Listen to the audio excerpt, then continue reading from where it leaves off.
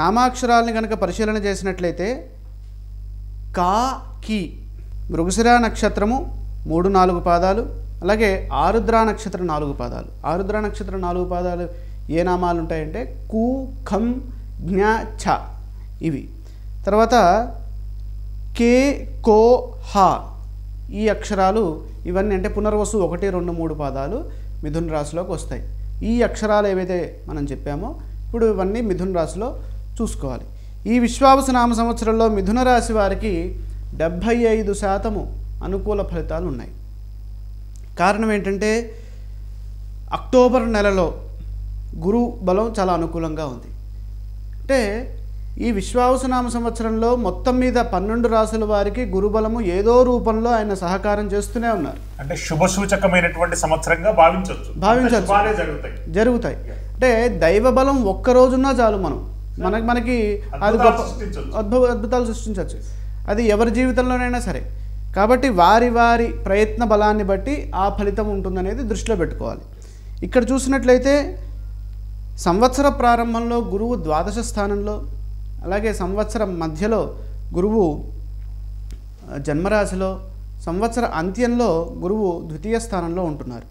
అలాగే శని దశమ స్థానంలో సంచారం చేస్తున్నారు గురువుకి, మన మిథున రాశికి శని 10వ రాశిలో ఉంటున్నారు. ఇక 10, 9 రాశుల్లో రాహు యొక్క సంచారం, అలాగే 4, 3 రాశుల్లో కేతు సంచారం జరుగుతుంది. అంటే మొత్తం మీద 75% అనుకూల ఫలితాలు ఉన్నాయి. ఇక ఆదాయ వ్యయాల్ని చూస్తే ఆదాయం 14, వ్యయం 2. ఇంకా దాంతో తెలిసిపోతుంది మనకి వారికి ఎలా ఉండబోతుందో. అంటే ఆదాయం చాలా ఎక్కువగా ఉన్నది. రాజపూజ్యము 4, అవమానం 3. అంటే రాజపూజ్యమే ఎక్కువగా ఉంది. అంటే సమాజంలో 4 గౌరవిస్తే 3 వ్యతిరేకిస్తారు. మనకు ఓవరాల్గా శుభమే అక్కడ కనపడుతుంది. ఈ రాశి వారికి 75% బాగుంది. ఆదాయం కంటే వ్యయం అధికంగా ఉంది కాబట్టి ఎటువంటి సమస్యలు ఏర్పడదు. తర్వాత సమాజంలో కీర్తి ప్రతిష్టలు పెరుగుతాయి, గౌరవించేవారు పెరుగుతారు. అక్టోబర్ నుండి డిసెంబర్ 5 వరకు అద్భుతమైన గురుబలము విశేషమైన శుభయోగాన్ని ప్రసాదిస్తోంది. ధనస్థానంలో గురువు బంగారు భవిష్యత్తుని ప్రసాదిస్తారు.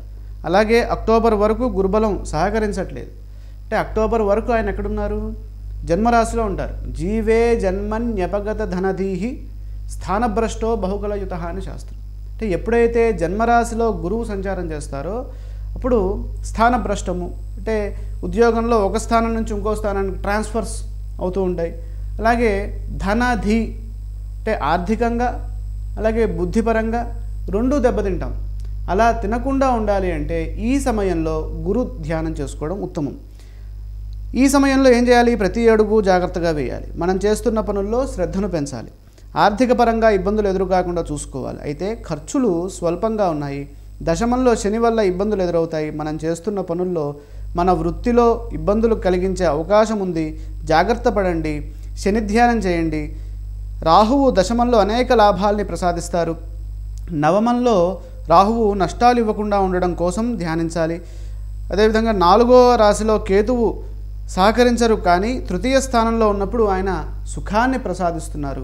మొత్తం మీద ఏదో రకంగా కేతువు కూడా ఈ సంవత్సరం అనుకూల ఫలితాన్ని ఇస్తున్నారు. ఈ రాశి వారికి ఈ విద్య, వృత్తి, ఉద్యోగ, వ్యాపార విషయాలు కనుక చూసినట్లయితే 75% బాగుంది. కాబట్టి మొత్తం మీద మంచి ఫలితాలే ఉన్నాయి. విద్యలో ఏకాగ్రత పెంచాలి. కారణం గురుబలం లేదు.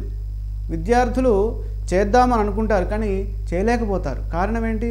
అక్కడ ఏకాగ్రత అనేది లోపిస్తూ ఉంటుంది. గురుబలం అనేది ఏకాగ్రత సంకేతం.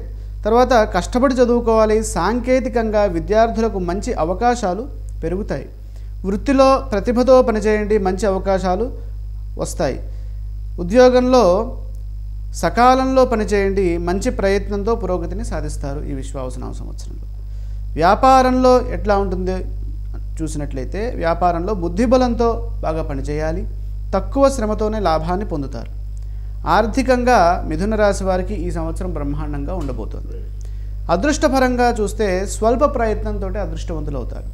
కార్యసిద్ధి ఏ విధంగా ఉంటుంది అన్న విషయాన్ని గమనిస్తే గురుబలంతో పనులు సాఫల్యాన్ని పొందుతారు.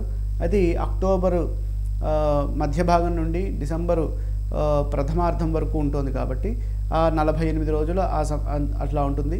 కాబట్టి ఆ సమయాన్ని మంచి పనులకు వినియోగించుకుంటూ ముందుకు వెళ్ళినట్లయితే అనుకూల ఫలితాలు మిథున రాశి వారికి కలుగుతాయి. ఈ విశ్వావసునామ సంవత్సరంలో మిథున రాశి వారికి శ్రేష్టమైన శుభ ఫలితాలు గోచరిస్తున్నాయి. విశ్వావసునామ సంవత్సరంలో కర్కాటక రాశి వారికి ఏ విధంగా ఉండబోతుందో చూద్దాం.